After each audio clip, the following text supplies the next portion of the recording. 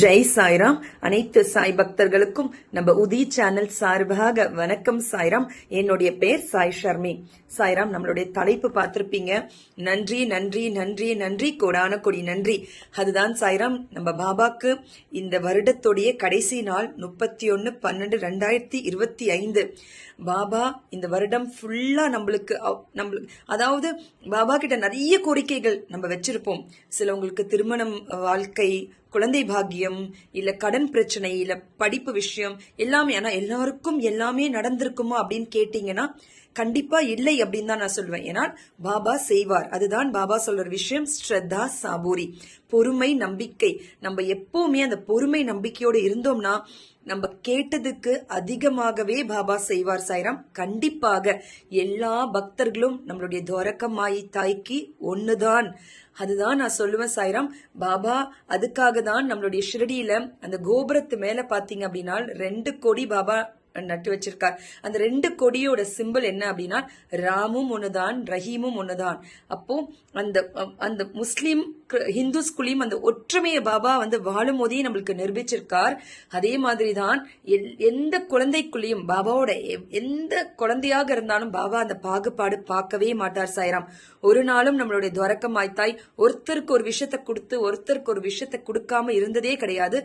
ஆனால் நம்மளுடைய கர்மாவை பொறுத்து பாபா கண்டிப்பாக நம்ம எல்லோருக்கும் பாபா நம்ம கண்டிப்பாக செய்வார் சாய்ராம். சாய்ராம், இன்னைக்கு நான் என்ன சொல்றேன் அப்படின்னா, எல்லோரும் நிறைய விஷயங்கள் பாபா கிட்ட கேட்டிருப்போம். நிறைய விஷயங்கள் பாபா நம்மளுக்கு பண்ணியிருப்பார். சில பக்தர்களுக்கு இந்த வருடம் அது நடந்திருக்காம கூட இருக்கலாம். ஆனால் நான் ஒரு விஷயம் சொல்லிக்கிறேன் சாய்ராம், எவ்வளோ வியாதிகள்ல எவ்வளோ பேர் கஷ்டப்படுறாங்க சாய்ராம். கேன்சர்ன்றது ஒரு கொடுமையான வியாதி. கிட்னி ஃபெயிலியர், ஹார்ட் ஃபெயிலியர், என்னென்னமோ வியாதிகள் வந்துருச்சு. இப்போ நம்ம நினைப்போம் நம்ம கிட்ட காசு பணம் இல்ல, நம்ம நம்மளோட அதிகமாக அவங்க வீடு வச்சிருக்காங்க, அது வச்சிருக்காங்க, இது வச்சிருக்காங்க, எல்லாமே நம்ம நம்மளுடைய மேல இருக்கிறவங்கள தான் பாக்குறோம். அது எல்லா மனிதருக்குள்ளேயும் இருக்கிற ஒரு இயல்பான விஷயம் சாய்ராம். ஆனால் இன்னைக்கு நம்ம மூச்சு விட்டுட்டு இருக்கோம் அப்படின்னாலே அது பெரிய விஷயம் சாய்ராம். இவ்வளோ வியாதிகள் இருக்கிற இந்த உலகத்துல இன்னைக்கு அதுக்கு நடுவுல பாபா நம்மள ப்ரொடெக்ட் பண்ணி வியாதி இல்லாம வாழ வச்சிட்டு இருக்காரு அப்படின்னாலே அது பெரிய பெரிய விஷயம். இந்த ஒரு விஷயத்துக்காகவாவது நம்ம பாபாக்கு கோடான கோடி நன்றிகள் சொல்லணும். ஏனால் இன்னைக்கு நம்மளுடைய ஹெல்த் இல்ல அப்படின்னா நம்மளால எதுவுமே பண்ண முடியாது சாய்ராம். இப்போ நம்ம கிட்ட நம்ம அவ்வளோ காசு நம்ம சேர்க்கலினாலும் பரவாயில்ல. இன்னைக்கு ஒரு ஹார்ட் ஃபெயிலியர்னு சொல்லிட்டு நம்ம ஹாஸ்பிட்டல்ல அட்மிட் ஆனோம் அப்படின்னா அதுக்கு பல லட்சம் கேட்கறாங்க. கிட்னி டிரான்ஸ்பிளான்ட் பண்றதுக்கு பல லட்சம் கேட்கறாங்க சாய்ராம். ஒரு கேன்சர் பேஷண்ட்டுக்கு அந்த கீமோதெரப்பி பண்றதுக்கு எவ்வளோ 1000 செலவாகுது, எவ்வளோ லட்சங்கள் செலவாகுது. அப்படி இருக்கும்போது நம்மளுடைய உடம்புல இருக்கிற ஒரு ஒரு உறுப்பும் சாய்ராம் விலை மதிக்க முடியாத ஒரு பொக்கிஷம் அப்படின்னு தான் நான் சொல்லுவேன். இன்னைக்கு இதெல்லாம் டேமேஜ் ஆயிருச்சு அப்படின்னா நம்ம எவ்வளோ லேக்ஸ் நம்ம செலவு பண்ண வேண்டியது இருக்கு. இன்னைக்கு நம்ம கிட்ட அது இருக்கா? நம்ம அதை நினைக்கணும். பணக்காரவங்க கிட்டதான் அதெல்லாம் அவங்களால பண்ண முடியுது, அவங்களாம் அவங்க உயிரை காப்பாத்திருக்காங்க. ஆனால் நம்மள மாதிரி இருக்கிற ஒரு மிடில் கிளாஸாக இருக்கட்டுமே, சில ஏழைங்களாக இருக்கட்டுமே, அவங்களுக்கெல்லாம் யார் சாய்ராம் டாக்டர்? நம்ம பாபா தானே. அப்படிப்பட்ட நம்ம பாபாக்கு இன்னைக்கு கண்ணீரோட நம்ம நன்றியதான் மட்டும்தான் சொல்லணும். பாபா, இன்னைக்கு எங்களுடைய இத்தனை லட்சம் கொடுக்கிற இந்த உடம்ப, இத்தனை லட்சம்க்கு சொந்தக்காரரான நாங்க இந்த உடம்ப வச்சிட்டு இருக்கோம். இந்த உடம்புல இருக்கிற உறுப்புகளை நீங்க பாதுகாத்துட்டு இருக்கீங்க பாபா. எங்களெல்லாம் நீங்க ப்ரொடெக்ட் பண்ணிட்டு இருக்கீங்க. கோடான கொடி நன்றி சாய். நீங்க சொல்லி பாருங்களேன், உங்க உடம்புல இருக்கிற அந்த வியாதி கூட சாய் ஐயோ நம்மளுக்கு நன்றி சொல்லிட்டாங்களே அப்படின்னு சொல்லிட்டு அதெல்லாம் குணப்படுத்திடுவார் சாய்ராம். அதுதான் பாபாக்கு இன்னைக்கு நன்றி மட்டுமே சொல்லுங்க. அதுக்கப்புறம் இன்னொரு விஷயம் சொல்லிக்கிறேன் சாய்ராம்.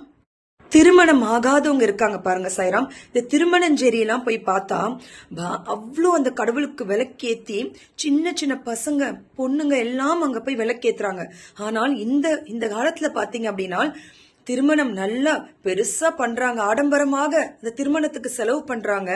நிறைய குழந்தைகள் சாப்பாடு கூட இல்லாம இருக்காங்க. அப்படிப்பட்ட அந்த திருமணத்தை பெருசா நடத்தி இன்னைக்கு அந்த திருமணத்துக்குள்ள அவ்வளோ பிரச்சனைகள், பிரிவு உண்டாகுது. குழந்தை பாக்கியம் இல்லாதவங்க இன்னைக்கும் கஷ்டப்படுறாங்க. ஆனா குழந்தை இருக்கிறவங்க அந்த குழந்தைய கொண்டு போய் ஆசிரமத்துல சேர்க்கிறாங்க. அந்த குழந்தைய பிறந்த உடனே தூக்கி போட்டுட்டு போயிடுறாங்க. இப்படியெல்லாம் இருக்கு. அதாவது நம்ம எது இல்லைன்னு சொல்லி கஷ்டப்படுறோமோ, ஆனா சிலவங்களுக்கு அது ஈஸியா கிடைச்சிடுது. ஆனால் லேட்டாக பாபா நம்மளுக்கு எந்த விஷயத்தை கொடுத்தாலும் கண்டிப்பாக அது நிலைத்து நிற்கிற மாதிரி நம்ம பாபா கொடுப்பார் சாய்ராம். அதுதான் உண்மையான ஒரு விஷயம். எதுவுமே ஐயோ நம்மளுக்கு இன்னும் திருமணம் ஆகலையே, நம்மளுக்கு இன்னும் குழந்தை இல்லையே அப்படின்னு சொல்லி கவலைப்படவே படாதீங்க. பாபாக்கு தெரியும் எந்த நேரத்துல எப்போ கொடுத்தால் அது உங்களுக்கு நிலைக்கும் அப்படின்னு. அதுக்காக தான் நம்ம பாபா எல்லா விஷயத்தையும் தள்ளி போட்டுட்டே இருப்பார்.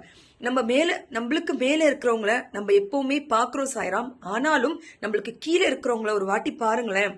நம்மளோட கல்யாணம் ஆகாத பல பக்தர்கள் இருக்காங்க, குழந்தை இல்லாத பல பக்தர்கள் இருக்காங்க, கடன் பிரச்சனையில பல பக்தர்கள் இருக்காங்க, மூச்சு விடுறதுக்கு கூட சிரமப்பட்டு ஆஸ்மா நோயில கஷ்டப்படுற பல பக்தர்கள் இருக்காங்க. அவங்க முன்னாடியெல்லாம் பாபா நம்மள ப்ரொடெக்ட் பண்ணி நம்மள வாழ வச்சுட்டு இருக்காருனால் நம்மளுடைய சாய்க்கு இந்த நாள்ல நம்ம நன்றி மட்டுமே சொல்லிக்கலாம் சாய்ராம். ஏனால் பாபா துவரக்கம்மாய் தாய் எப்படி அப்படின்னால் ஒன்னு சொல்லிக்கிறேன் சாய்ராம். இந்த தாய் ஆமை இருக்கு பாருங்களேன். பாபா சொல்ற விஷயம், இந்த தாய் ஆமை நம்ம சச்சரித்திரத்துல கூட இருக்கு சாய்ராம். இந்த தாய் ஆமை இந்த தாய் டாட்டாய்ஸ், மதர் டாட்டாய்ஸ் இந்த குட்டி ஆமையை அதோட கண் பார்வையில எப்பவுமே வச்சிட்டு இருக்குமாம்.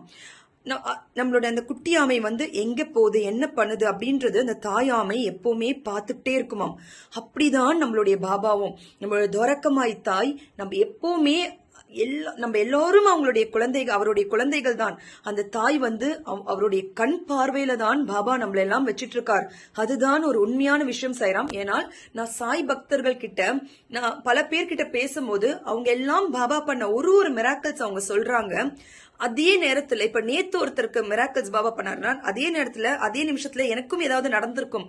அப்போ பாபாவை பாருங்களேன், அந்த அந்த அந்த கண்ணுல எல்லா பக்தர்களையும் பாபா வச்சிட்டு இருக்கார். அந்த ஒரு செகண்ட்ல பல பல லட்சம் பேருக்கு அந்த மிராக்கிள்ஸ் பாபா பண்ணிட்டு இருக்கார். அப்போ பாபா எவ்வளவு கஷ்டப்படுறாரு சாய்ராம். அதை நம்ம ஒரு வாட்டி யோசிச்சு பார்த்தாலே நம்ம பாபாக்கு நம்ம நன்றி மட்டும் தான் சொல்லணும்.